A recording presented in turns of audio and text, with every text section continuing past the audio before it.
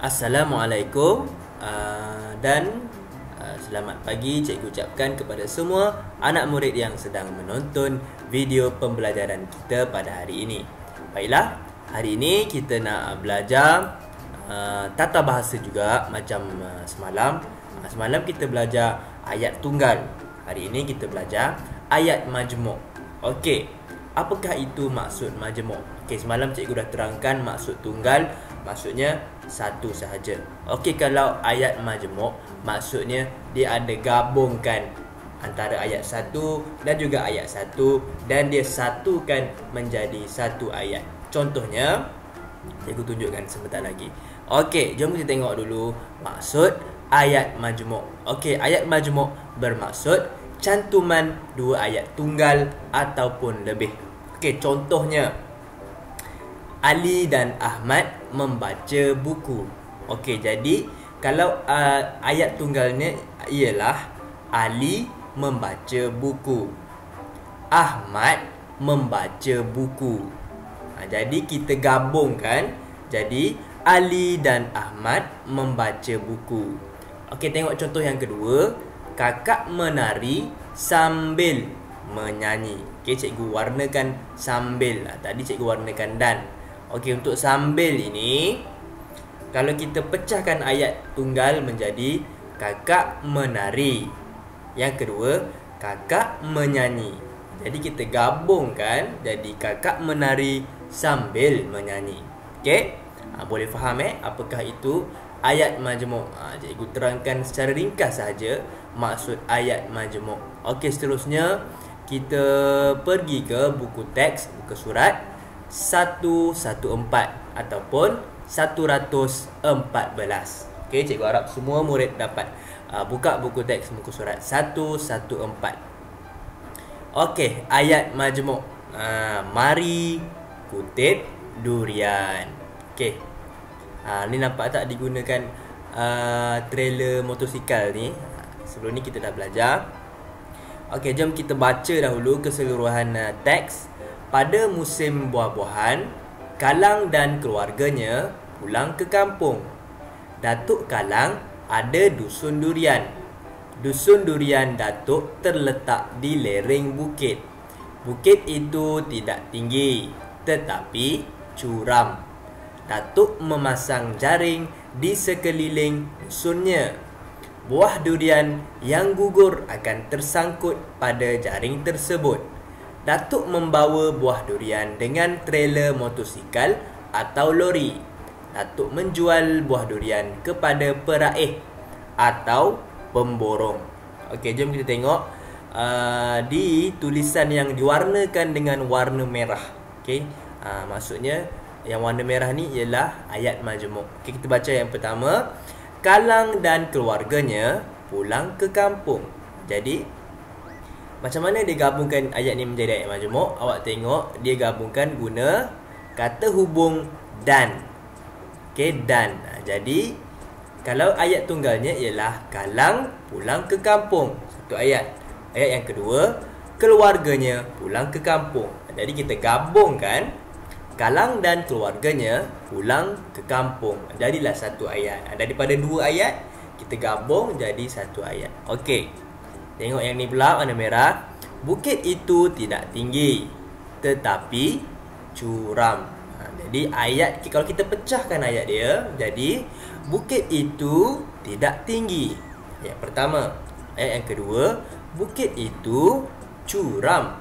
Jadi kita gabungkan, kita guna kata hubung tetapi. Okey, bukit itu tidak tinggi, tetapi curam. Okey, kita tengok ayat seterusnya. Datuk membawa buah durian dengan trailer motosikal atau lori. Okey, digunakan kata hubung atau. Jadi kalau kita pecahkan ayat dia, Datuk membawa buah durian dengan trailer motosikal. Ayat yang kedua, Datuk membawa buah durian dengan lori. Jadi kita gabungkan guna kata hubung. Datuk membawa buah durian dengan trailer motosikal atau lori. Okey, seterusnya Datuk menjual buah durian kepada peraih atau pemborong. Peraih ni macam orang yang jual durian banyak-banyak tu lah. Okey, kalau kita pecahkan ayat dia, Datuk menjual buah durian kepada peraih. Yang kedua, Datuk menjual buah durian kepada pemborong. Jadi kita gabungkan ayat, dia menjadi Datuk menjual buah durian kepada peraih atau pemborong menggunakan kata hubung atau. Okey, cikgu terangkan serba sedikit lah. Seterusnya kita pergi ke latihan buku aktiviti muka surat 40. Okey, minta maaf, 42.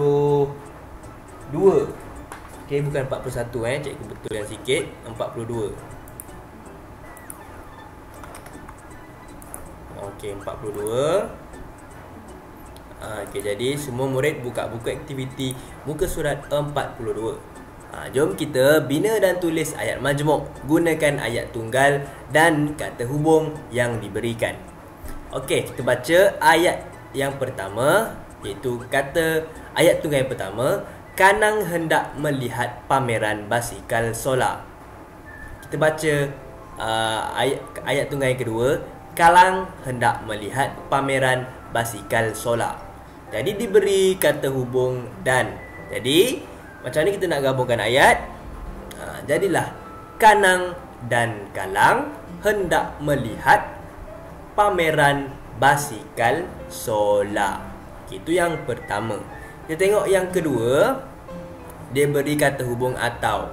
Okey, pameran basikal solar diadakan di Pusat Sains Negara.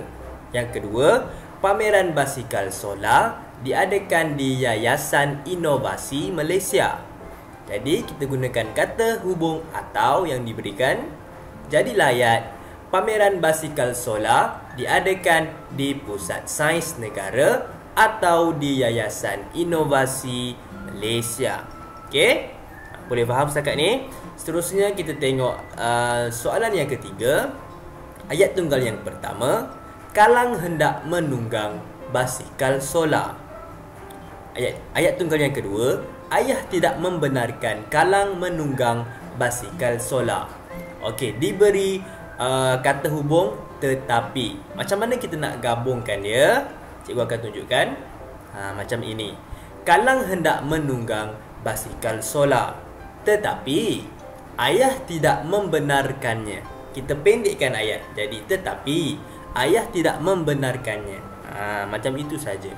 Okey, sebab apa bila kita pendekkan, maksud dia masih lagi sama. Kita tengok ayat yang keempat, ayat tunggal yang diberi, Kanang pulang selepas pameran tamat. Ayat tunggal yang kedua, keluarganya pulang selepas pameran tamat. Jadi ayat dia sama je, cuma depan dia lain. Diberi kata hubung dan. Jadi kita gabungkan menjadi Kanang dan keluarganya pulang selepas pameran tamat. Okey, jangan lupa setiap kali awak buat bina ayat, di permulaan ayat perlulah huruf besar. Tengok ni semua huruf besar. Kata nama khas pun huruf besar, itu Kanang. Tengok, dan Kalang, K pun huruf besar. Dan juga di hujung ayat mestilah ada tanda noktah ataupun titik. Okey, ni awak tengok, Pusat Sains Negara, kata nama khas, tempat kata nama khas, perlu ditulis dengan huruf besar lah. Permulaan ayat, P pusat, S huruf besar, N negara huruf besar. Ataupun di Yayasan Inovasi Malaysia pun huruf besar, permulaan dia, Y huruf besar, I huruf besar, M huruf besar. Okey, jadi itu saja kelas kita pada hari ini. Cikgu harap awak faham dan juga dapat menyelesaikan aktiviti ini dengan sebaiknya. Okey, bye bye.